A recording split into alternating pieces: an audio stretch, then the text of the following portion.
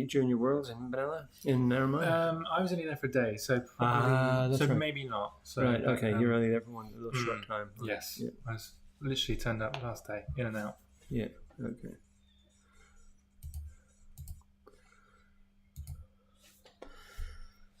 Hello, everyone, and welcome to Race 2 here at the Sailplane Grand Prix in Gawler.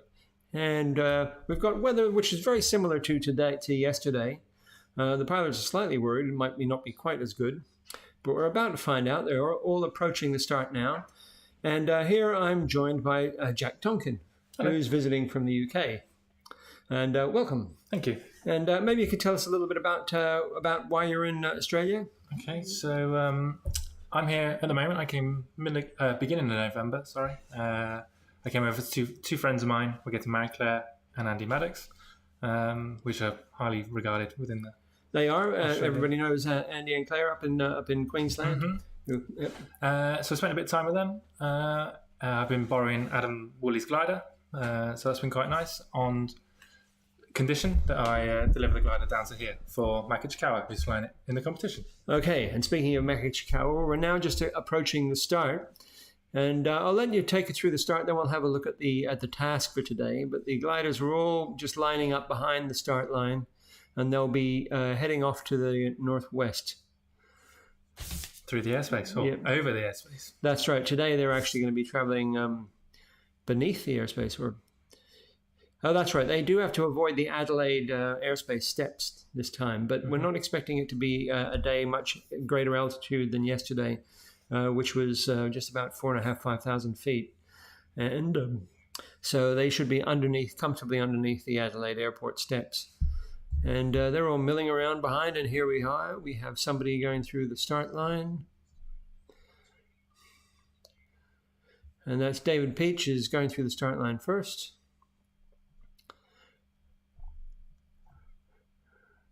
Following where our trail. So we've got one stuck here, haven't we? That's right, we have. Now, I must point out to everybody that the trackers are not seen to be functioning very well. We believe there's a Telstra tower out in this area, so we'll fill in the gaps and let you know how it's all going. But they all seem to get off to a pretty reasonable start. There you are. There's Peter Temple going through. And we'll skip forward a bit because we're a little bit behind where they actually are, but this was the start. The low start gate, quite interesting. The start gate is at 3,000 feet. Yes. Yeah, so this isn't a day that you'd call the most greatest soaring day in the history of the world. We're looking at climbs to maybe somewhere about 4 possibly 5,000 feet. In blue, with a wind from the southwest increasing as the day goes on. Does the southwesterly wind affect here sea breeze? I'm not. Yes, I believe it does. Yeah, I mean the southwesterly wind is essentially coming off from off the ocean. That's where the airflow is coming. So it's not the best airflow for Gawler. The best airflow for Gawler is going to be coming from the north, I'm sure. Yeah. Which looking like looks like the weekend is wind is moving around to the north. That's right. We're looking at a better weekend. So, Jack, maybe you could tell us a little bit about your gliding experience. Okay. Well, I started when I was 15. Wasn't quite so. In England, we used to have to be 16 to go solo. In Germany, things like that was always 14. But I started really close to my 16th birthday, so I wasn't able to go solo on my 16th birthday, unfortunately. Right. So I had to wait a little bit. So 16 and a half, something like that. And that was at Lasham, was it? No, it wasn't. It was at my old club, Mendip Gliding Club, which is down in the southwest of England. Yeah. Before I moved to Lasham probably 5-6 years ago, something like that, I would have thought. Right. Maybe slightly longer than that. Okay, and what kind of have you got? Do you fly competitions? I try to. I do a little bit. I used to fly a lot of competitions. But as I've got a little bit older, I sort of eased off of the competition slightly. So, and do you fly competitions in Europe or just in the UK? No, just in the UK generally. Yeah. I've only flown one competition in Europe before. So. Yeah, and you were delivering Adam Woolley's glider, which Maka Chikawa is flying. Yep. The Ventus 3 here, Whiskey Papa Papa. And you did some flying in that. Yes. That must have been fun. Yes, it was fun, yes. So another friend of mine, Finn, is current junior world club class champion, sorry. Finn Slade. Yes, Finn Slade. Yes, he's here as well. So him and I have been using Adam's glider. We've been doing a bit of flying in and around Queensland. We did end up in New South Wales. We went to Lake Keepit, and Finn and Matt Scudder, they both flew off to Narromine from there, and then back up to Queensland. So yeah, we've been doing little bits here and there all around, sort of just as and when the weather's been good. It's been nice, and Adam is fantastic in lending us the glider. Yeah, absolutely. And he'll be flying it at Waikerie next week. Yes, he will. Yes, and you'll be crewing from there. Yes, that's the plan. Yes. Okay. Bit of exchange for saying thank you. All right, very good. So now we'll just have a quick look at the task for today. So that's the task. That's the task. And as you can see in the bottom, we're at Gawler, and a bit different from yesterday. They've headed off into the northwest, up into the Clare Valley this time, as opposed to into the Barossa Valley.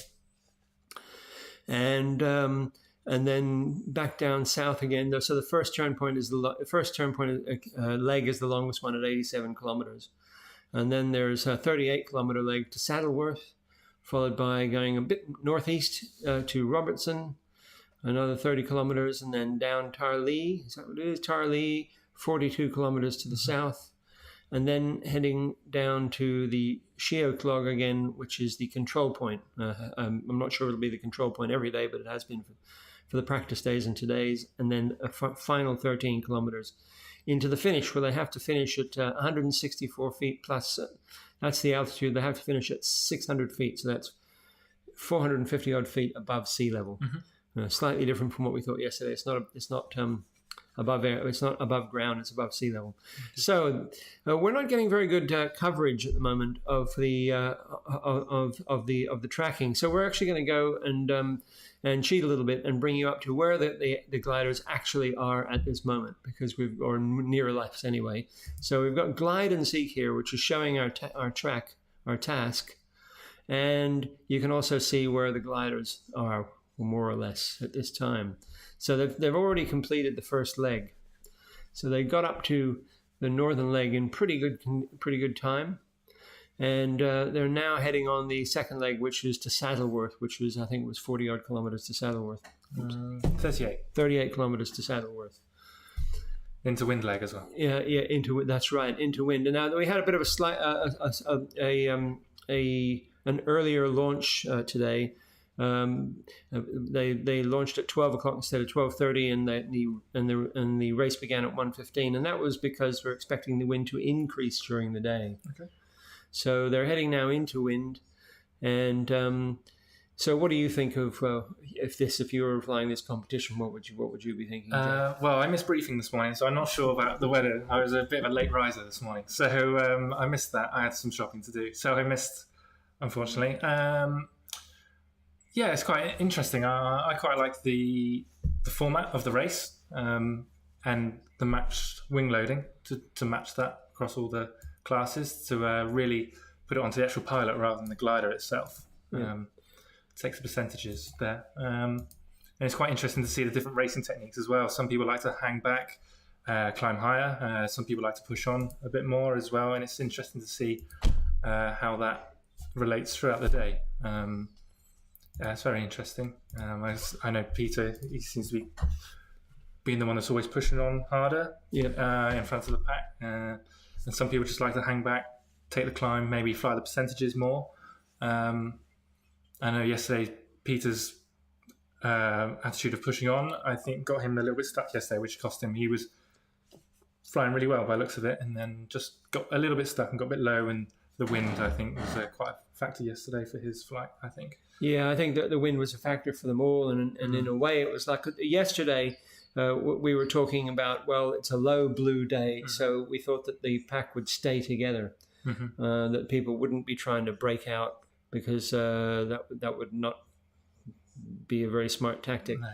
But it was a bit spoilt at the end, I think, talking to them on the last leg, because they all had to turn and fly the last leg into wind, and it was like every man for himself, because they were just all looking to survive, to find the climbs, and a couple of them found good climbs, and Jeff Brown won because of that. I think they found a bit of convergence out to the western side, didn't they? I think, and I think you're in the right place at the right time. I think it benefited hugely yesterday. Yeah, there was no mention of the potential for convergence today. Okay.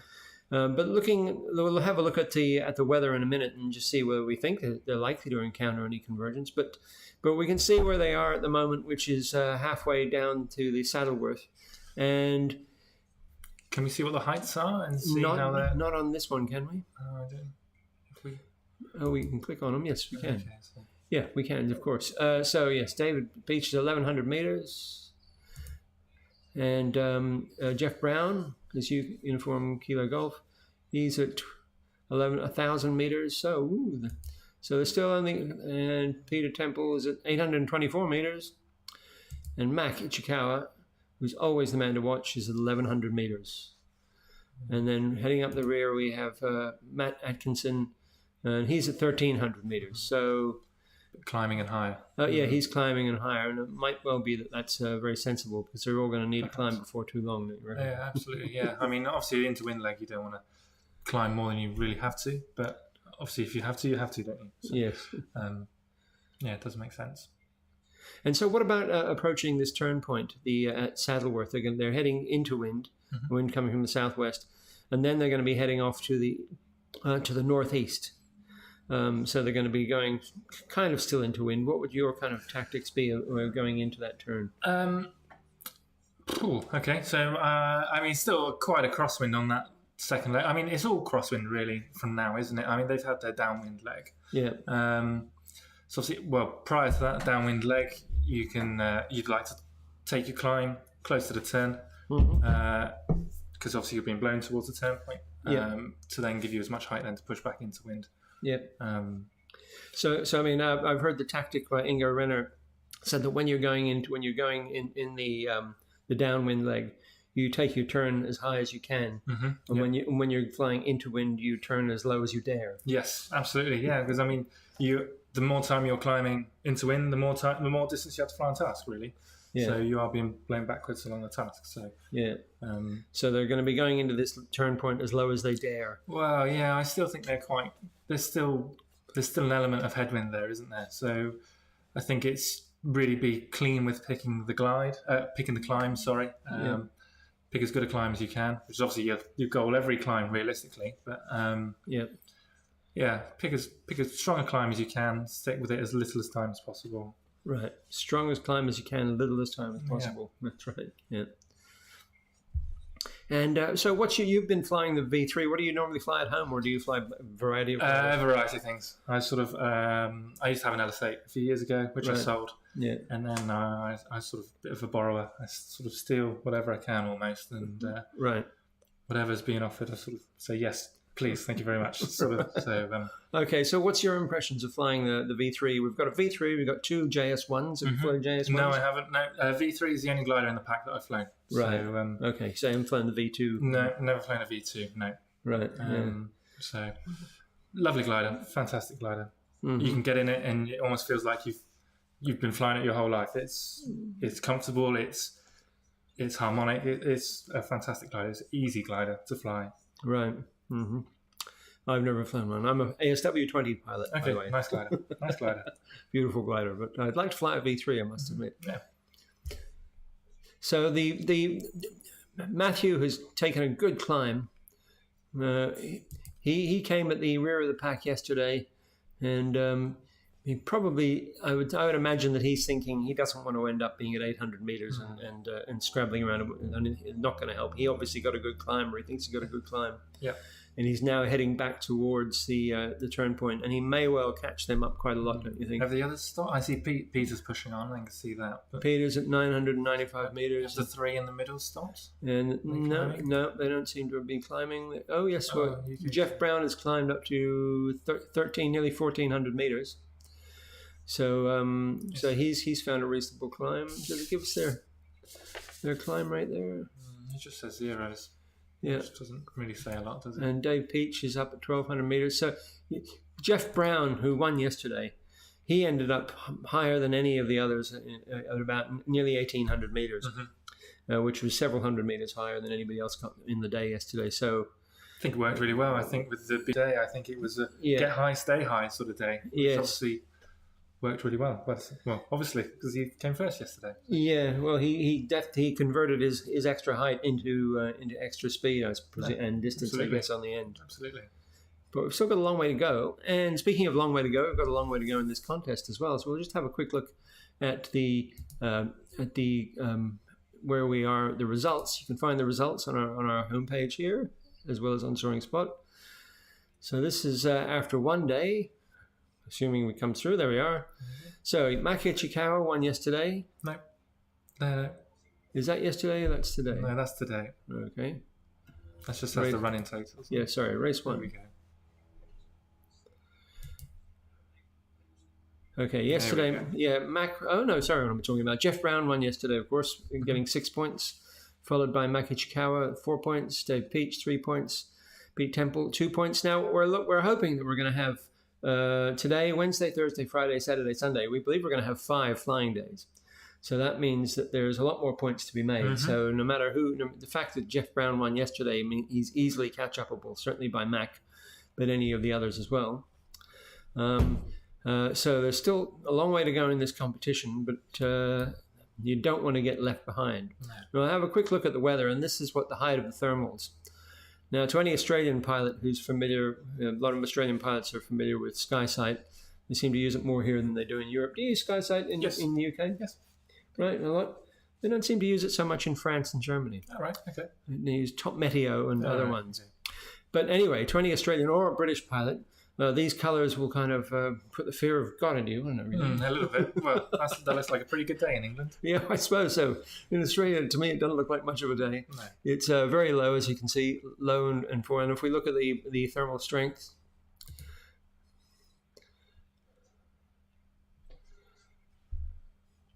whether the internet's back or not. Yeah, I've got an internet connection, but as I said, we believe that there's a tower out here.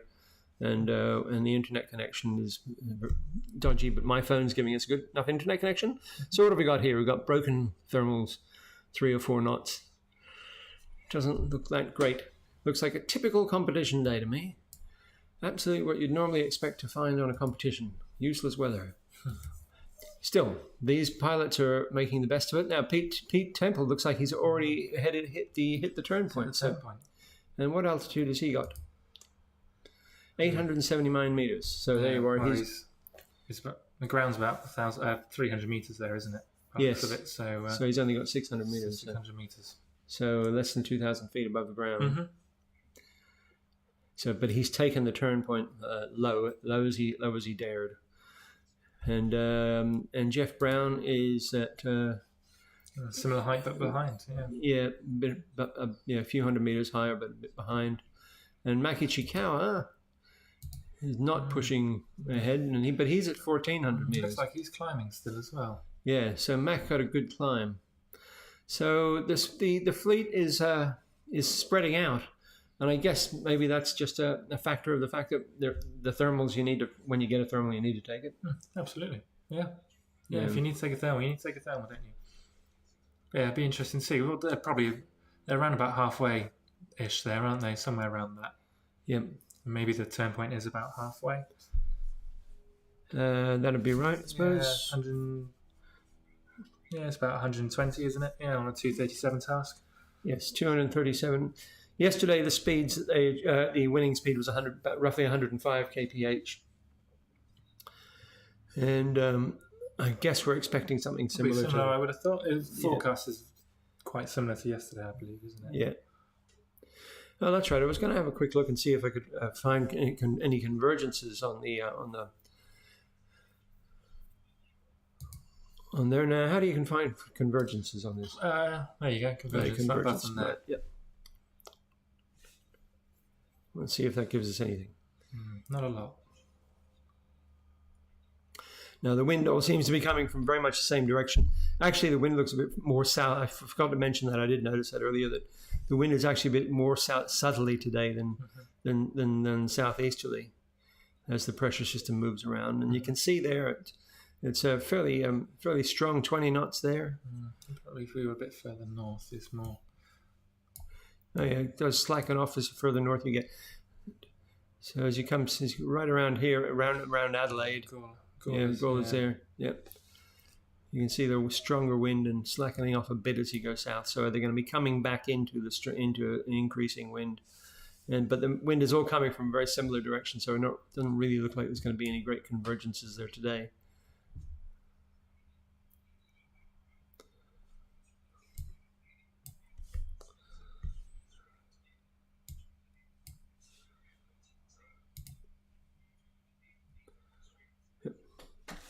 Okay, looks like the others are now heading to the turn point. They finish their climb. Yeah, so this is pretty spread out. They're all several kilometers apart now. So we have good visibility. They'll be able to see each other on their farms, hopefully. They might not see each other in the sky very much. And it looks like the front two have stopped to climb as well. Maybe.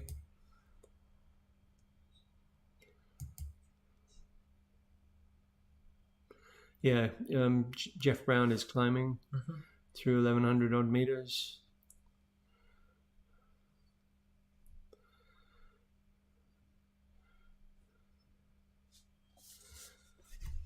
So Jeff Brown, as we say, won yesterday. Ooh, and he's still out in the lead again today. I don't know if that'll be where he'll ideally want to be at this particular time. I'm sure that they'd all much rather be able to be following somebody who's climbing. Yeah, perhaps. Yeah. I don't know. Sometimes it can be a good method of flying cleaner if you're on your own. Sometimes people get in each other's ways, don't they? And it's just personal preference, I suppose, isn't it?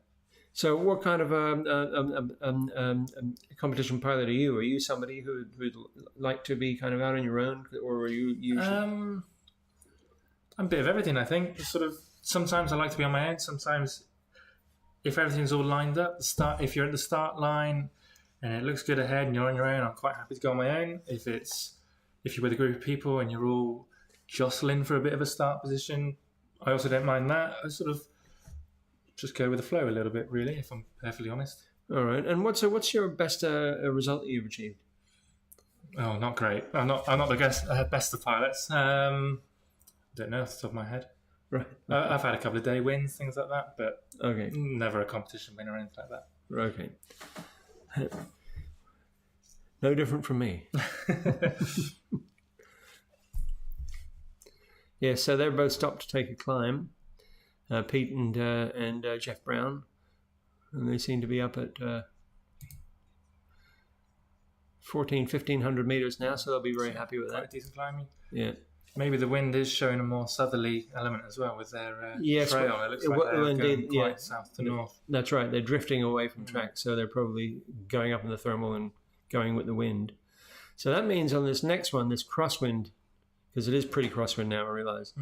That's very much crosswind. Then they're going to be heading back down, again crosswind, but pretty, and then the final leg almost straight into wind. Coming home is quite a lot into wind, isn't it? Yeah. Back into the higher airspace though as well, but they're not going to. Yeah, they're not getting to the 8.5. No, that's right. They're in at the moment, and then they come back to the 10,000. So yeah, it's the lowest area is 4,500, but they'll be on final glide pretty much by the time they get there. Anyway, they're not getting up to that. No, we have we're allowed to 10,000 in that section as well, aren't we? In that section, too? Yes, I believe so. Yes. Yeah. Okay. Yeah. So just checking it. Yeah. Yeah, it looks like in this section here, although there's a 4,500 foot step, it looks like they're allowed 10,000 feet. I'm not sure about that, but that's what it seems to indicate. Yeah, I'm pretty sure. D206 we have for the whole. Yeah. Oh yeah, there you are. You can see the D206 line right there.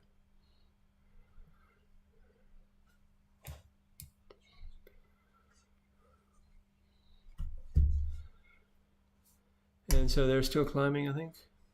Yeah, 3 meters a second. Turn point here, which I forgot the name of. Robertson. Robertson. So they're going off into it's reasonable. And Jeff Brown behind them. Oh, they're all about the same height. So. Yeah, they're all about 1,400 meters, whereas Dave 4, because in Europe they've got obviously a long history of glider manufacturing, but Bruno 4 was made by making the best German gliders in Australia. Well, at that time, yes. And then they manufactured the KA6 under license. Right. And when fiberglass came in, 1,800 meters. So the day is still improving. Yep. It is improving. The whole flight so far, they've been seen to be going pretty well. They're all getting up 1,600 meters, all 18-meter configuration, all the same weight or same wing loading. I noticed that one of the gliders had to dump some water. Right. So that was... was that because of weight? They're being overweight? Or? I think so, yeah. You're right. Mm. He's going very well, and so it's all happening. Okay. Now, if you're seeing us drop in and out, I've just been advised by my computer that turning points. They did, but I do know that at that competition, one of the teams had ADFs in their gliders, and they had a radio. So, however.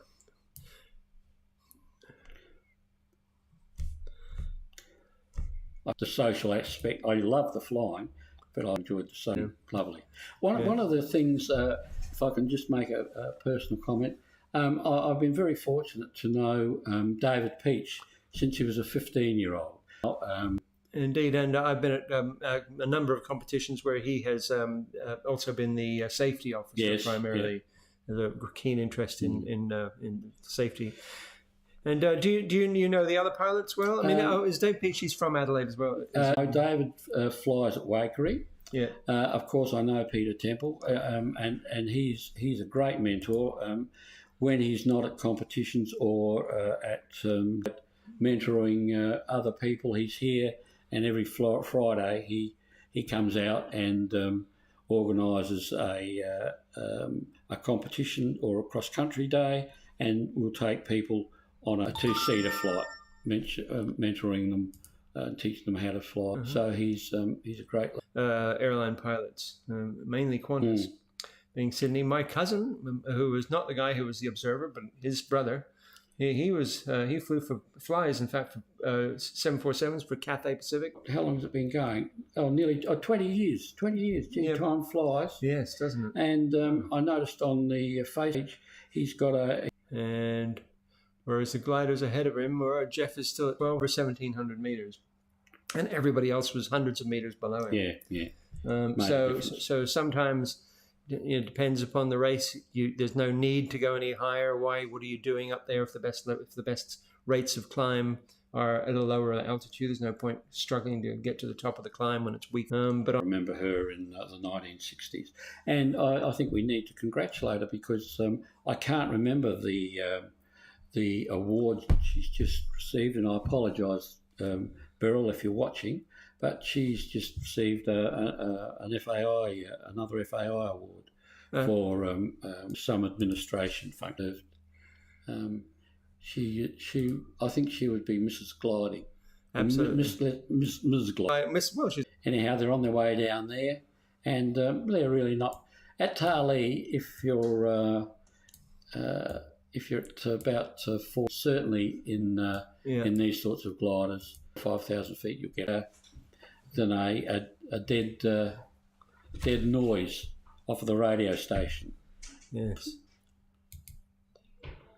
Mac won't be very happy with that, I don't think, because yesterday, Jeff, the same thing. He never got as low as the others. He was with them on the first 2 legs, but then he was able to get higher and higher and therefore pull away. Right. Whereas now Mac has got down to 900 meters and he's further behind. Yeah, and he'd be thinking about looking for a thermal for sure. Yeah, they need him. He and David need a leader. And come on, boys. So I'm sure that they've got it covered. Well, we do. Here we are. We've got updated data. We have Dave Peach still saying only 1,000 meters, but it looks like he's got to climb. So Mac has gone off track very much looking. Out of altitude, you're going to need a thermal. I think I've landed in most of the pattern. Image unavailable. We were there a second ago. No, well, sorry, everybody, but the reason, of course. But they're drifting back fairly. So that must be. Yeah. Oh, okay. Less than 30 kilometers to go. what else? 4,000 would do it, but they could probably they'd be calculating a bit less. I think. Yeah, they probably would, although they've got to cross the finish line at 600 feet. Yes, I think you're all very smart. You glider pilots that are still flying competitions and stuff, with all these to be able to calculate all the. According to this, only at 700. Yeah, that's what I was thinking. So he's several hundred meters below. So, but he'll be calculating how much do I need narrow lower down. So I think that would be okay. But we'll find out. There could potentially interrupt the proceedings, but that's quite all right. Among the pigeons. But anyhow, it was another aerodrome. She'd got the aerodrome. They're both together. He was able to climb up to 1,400 meters or so, and is now final glide with 12.